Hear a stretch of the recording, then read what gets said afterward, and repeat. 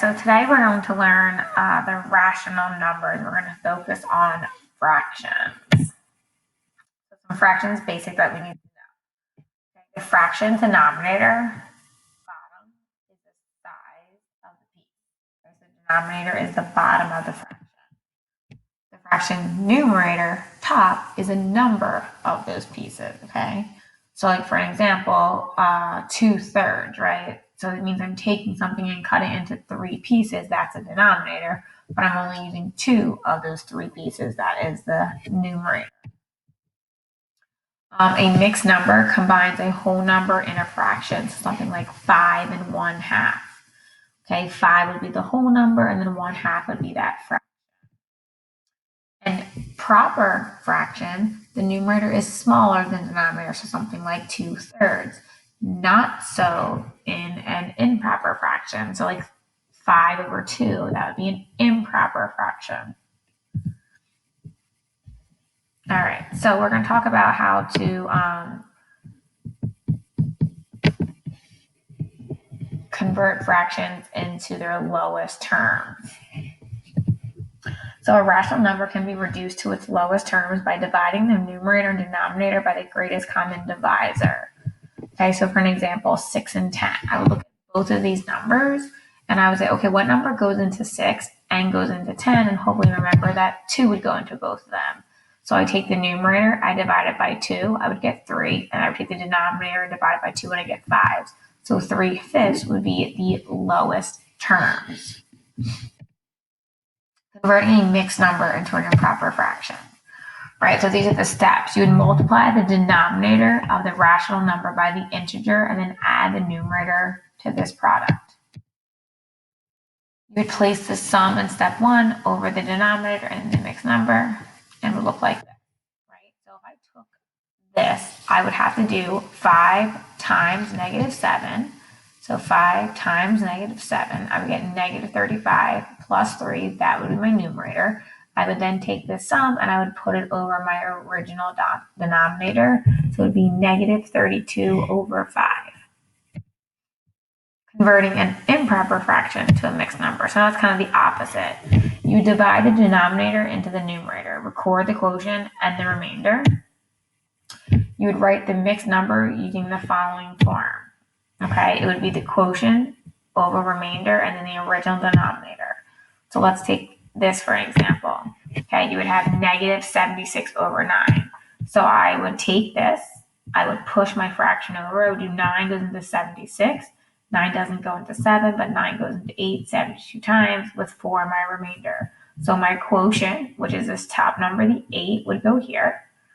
Okay, my remainder, which is 4, would go in my numerator, and I would keep my original denominator. And then I have a positive divided by a negative, so my answer would be -8 and 4/9. Multiplying these rational numbers. So the product of two rational numbers is the product of their numerators divided by the product of their denominators. And you can always cancel / reduce to achieve a result in lowest terms. I'll go over both of that. So let's look at both these problems. Look at the first one, right? I would do 3 times 7, which is 21. I would do 8 over 8 times 8. So it'd be 8 times 8 would be 64. The next one, I would have 2/3, and I would have 9/4, right? Well, first I would have a negative times a negative, which is a positive. I would cross cancel. So I can see that 2 and 4, I would cross out. 2 goes into 2 once, and 2 goes into 4 2 times. And then I would also be able to cross cancel these. You can always check your denominators for common factors. So 3 goes into 3 once and 3 goes into 9 3 times. And I would just multiply my numerator. 1 times 3 is 3. And 1 times 2 is +2. Dividing rational. The quotient of two rational numbers is the product of the first number and the reciprocal of the second number. So remember this word reciprocal, we kind of just went over. So you would flip that second fraction.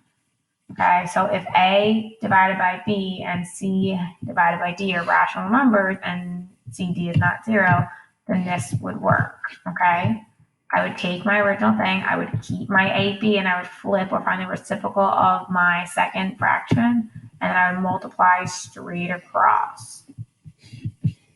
So for example, right?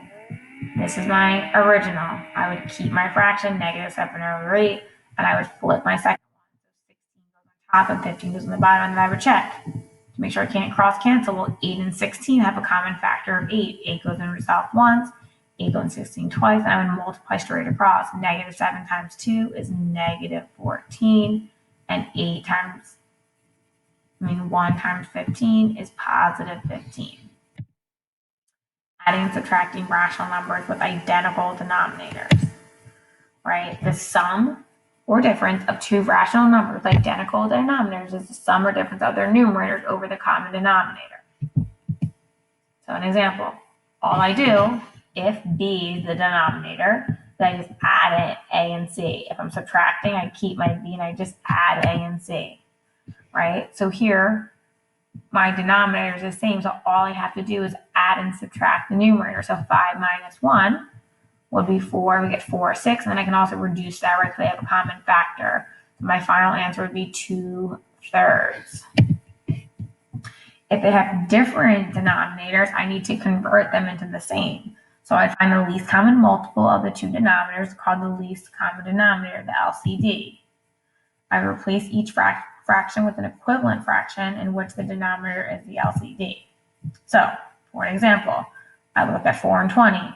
The least common denominator is 20. In order to make a 4 into 20, I would have to multiply it by 5 and then multiply the top by 5. Okay, well, 5 times 5 is 15. 5 times 4 is 20. Okay, then now I have a common denominator, so I would just add my top and I would get 18/20. And then I should reduce that, and it would be 9/10. This one, it doesn't have a common denominator, but I can make it a common denominator and multiply each side by 2. Right, I would have 13/18 minus 4/18, I would get 9/18, and they should simplify because I would divide each side by 9, and my final answer would be 1/2. All right, so what you guys have to do today is that you have to complete the worksheet with operations of fractions. You must submit your work for all 11 problems in order to get credit. Again, if you don't upload a picture of your work for these 11 problems, you are not getting credit for today's lesson.